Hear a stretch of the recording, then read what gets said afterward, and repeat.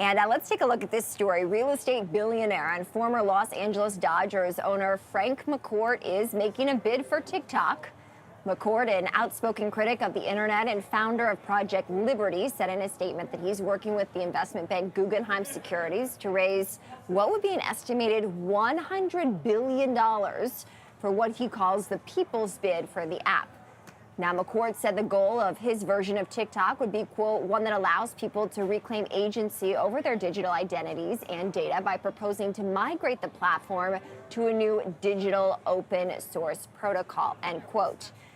We would add his name, Dave, to the list of other bidders that are out there, including a group led by Steve Mnuchin as one of them. Former Treasury Secretary. Exactly, former Treasury Secretary, a former big-time banker at Goldman Sachs as well. So he's not the only bidder that is out there, but in terms of making it open to the public, that would be a new approach.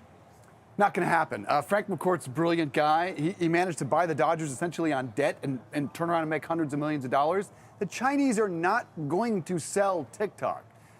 Not going to sell TikTok. Why? Because the Chinese, if you know anything about their economy, they're all about protecting their technology and, in fact, stealing our technology by forced technology transfers.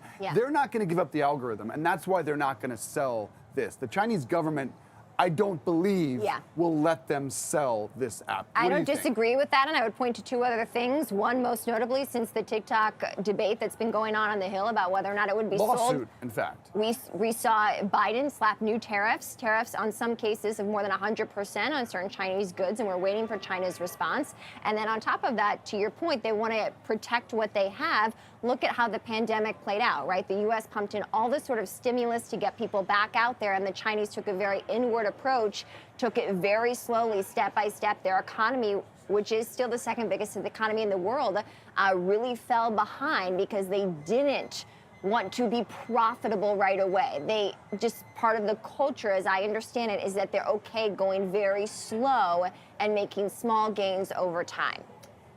We should point out the Chinese are suing the U.S. federal government to stop this ban. I do believe the lawsuits are going to continue for years, so there will be a lot of names that pop up.